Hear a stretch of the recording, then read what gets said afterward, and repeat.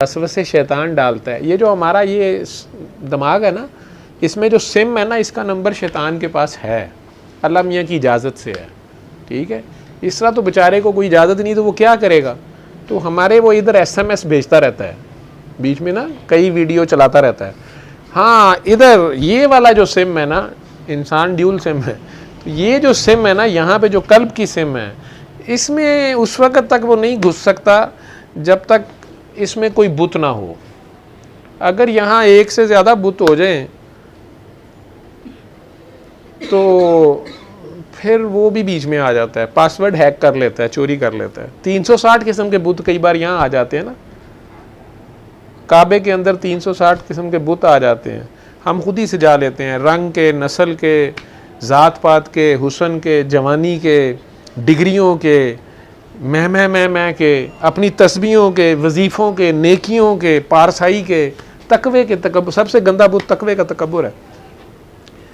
शैतान बेचारा यहाँ से मार खा गया था, बाकी सारा उसका ठीक था, उसकी उस जितनी इबादत ही किसी ने नहीं की, बहुत बड़ा आबिद और जाहिद है, लेकिन बस वो यही बस मार खा गया कि मैं तो बहुत पाक साफ़ हूँ। आपने इतना पाक साफ़ होकर क्या करना है, शैतान इतना पाक साफ़ था। उसने कहा मैंने तो कभी कुछ किया ही नहीं, मैं तो हर वक्त अल्लाह की हमदो सना करता हूँ, नमाज़ें पढ़ता हूँ, तस्बीहां करता हूँ, और ये आदम ये गंदी मिट्टी से बना हुआ, जिसने अभी कुछ तस्बीह भी नहीं की है, कोई क्लास भी नहीं पास की है, कोई डिग्री नहीं है इसके पास, कोई इसकी क्वालिफ़िकेशन ही नहीं है, इसको मैं इसके अंडर आ जाऊँ, ये कैसे हो सकता है। सजदे का मतलब था उसके ताबे आ जाना, उसके अंडर आ जाना, वो अब उससे अफजल है। तो ला इलाहा इल्लल्लाह तो वो मानता था, लेकिन आदम रसूलुल्लाह नहीं मानता था। बाकी सारी मखलूक तो पास हो गई इस टेस्ट में, लेकिन वो रह गया। अब आदम सबसे फाइनल है, तो आदम से ऊपर तो मखलूक कोई नहीं आनी ना, आप सारे अशरफुल मखलूक़ात हैं और आसने तकवीम पे हैं, अल्लाह ने तो सारे इकट्ठे ही बनाए हैं। आदम का भी तो कोई टेस्ट होगा ना, आदम का कोई टेस्ट नहीं होना चाहिए। आदम का भी तो इंसाफ तो यही है ना कि आदम का भी टेस्ट हो, फरिश्तों का हुआ है, जानवरों का हुआ है, हर चीज़ का हुआ है। सूरज बेचारा भी आपकी खिदमत अब कर रहा है, उस वक़्त से आपको सजदा किए हुए आपकी ड्यूटी करी जा रहा है। दरख्त हैं वो आपकी ड्यूटी कर रहे हैं, परिंदे, चरिंदे, हवा, कीड़ियों से लेके हर चीज़ तो हमारी ड्यूटी कर रही है, हमारी खिदमत कर रही है। तो हमारे भी तो टेस्ट होगा, हमारे से ऊपर तो कोई मखलूक नहीं है। तो हमारा टेस्ट कैसे होगा, हमारा जब भी टेस्ट होगा किसी आदम से होगा, आगे आदम ही कोई होगा, कोई दाता साहब होगा, लेकिन ये बातें नहीं समझ आएंगी। आदम का टेस्ट, यूसुफ अलैहिस्सलाम के भाइयों का टेस्ट यूसुफ अलैहिस्सलाम से कर दिया जाएगा। तो ला इलाहा इल्लल्लाह तो वो मानते होंगे, लेकिन यूसुफ रसूलुल्लाह मानने से इनकार हो जाएंगे। नहीं, ये तो हमसे छोटा है, इसकी तो अभी कोई क्वालिफिकेशन नहीं है। ला इलाहा इल्लल्लाह अबू जहल भी मानता था, वो भी अल्लाह ही कहता था, लेकिन मोहम्मद रसूलुल्लाह मानने पे तैयार नहीं था, अब्दुल्ला को मानने पे तैयार नहीं था। तो बंदा है खुदा, ये बंदा है खुदा नहीं, मैं क्यों नहीं, मेरी क्वालिफ़िकेशन ज़्यादा है, ठीक है। तो इसी तरह हमारे सामने भी ज़िंदगी में कहीं कोई अल्लाह का बंदा आ जाता है जो हमें नहीं पता होता कि वो अल्लाह को उसकी कोई अदा ज़्यादा पसंद होती है, कि वो कुर्ब में ज़्यादा होता है, उसने कोई कुर्बानी ज़्यादा दी होती है, अल्लाह के लिए दी होती है, अल्लाह ने मांगी होती है। औलाद की आजमाइश बहुत बड़ी है, जैसे वो बता रहे हैं, जान की आजमाइश, माल की आजमाइश, करबला में सारी इज़्ज़त आबरू की भी आजमाइश, सारा कुछ, काकियाँ साथ हैं, सारा कुछ है, वो सारी आजमाइश इकट्ठी भी ले लेता है, ये उसकी मर्ज़ी है। तो अगर आप अल्लाह की खातिर कुर्बान करते हैं तो फिर आप कुर्ब में होते हैं, उसके कुर्ब उसकी कुर्बानी से मिलता है। एहसान उससे पहला स्टेप है, और अदल मिनिमम है, जो मिनिमम करना है वो सारों को ही करना है।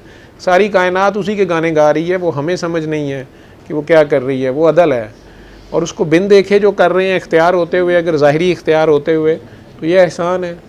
लेकिन अगर वो उसके बावजूद फिर कुछ मांग लेता है, आपकी अजीज़ तरीन चीज़ मांग लेता है अपने लिए अल्लाह की राह में, तो ये कुर्बानी है।